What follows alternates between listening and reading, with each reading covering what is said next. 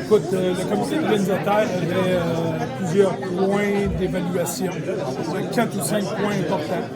Et je pense que la candidature de Rimouski était forte à tous les points. Je suis convaincu que Shawinigan avait une excellente candidature. On n'a jamais les résultats finaux, mais lorsqu'on est sorti de notre représentation, on était très confiant du résultat final. Chaque personne qui a intervenu lors de cette présentation-là était en contrôle de son sujet. L'événement hockey est très important, mais il y a beaucoup d'autres choses qui entourent l'événement hockey. Et tout ce qui a été rajouté à la candidature de Rimouski, honnêtement, c'est du rare. Maintenant qu'on a la nouvelle, qu'est-ce qui va s'en venir pour le comité organisateur?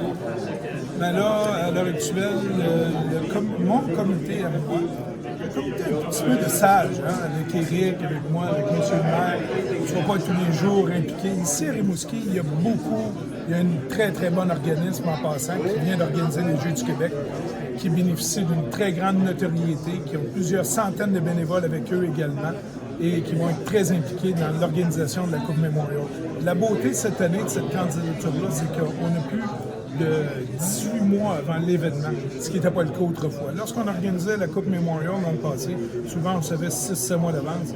Là, on a 18 mois pour bien préparer chacune des... C'est une communauté qui a l'habitude de bien recevoir. La Coupe Memorial, plus de hockey, c'est le rassemblement de tous les amateurs canadiens de hockey junior. Hein? Il y a beaucoup de gens à travers le pays qui prennent leurs vacances pour venir voir la Coupe Memorial. Fait que ça va être l'occasion pour nous autres au mois de mai, à la fin du mois de mai, de recevoir des centaines de partisans de hockey junior ici dans le Haut-Saint-Laurent. Ils vont pouvoir profiter de toute la beauté que notre région peut leur donner. Je sais que vous n'êtes pas directement impliqué dans la direction de l'Océanique, mais évidemment, pour recevoir la Coupe Memorial, ça prend une équipe solide.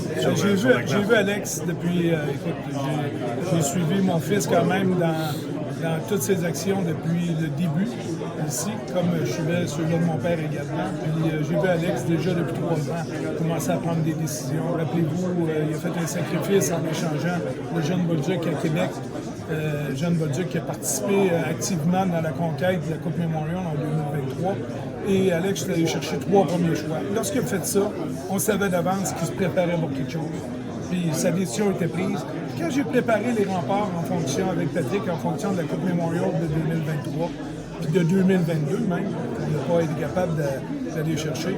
On s'était préparé 4-5 ans auparavant, puis Alex a fait la même chose. C'est une équipe de hockey, ça ne se bâtit pas les dernières minutes par des transactions, ça se bâtit pierre par pierre. Puis l'année précédente, s'il y a une coupe de changements mineurs à apporter dans une organisation, c'est là qu'on le fait, pour venir finaliser cette famille-là. Je pense qu'il est bien préparé en fonction de ça. Est-ce qu'on a une idée, Jacques, l'ampleur d'un budget d'organisation, ça peut ressembler à quoi? En 2015, c'est combien? C'est un budget, ici, cette année, ça va être un budget qui va frôler les 4,5 millions.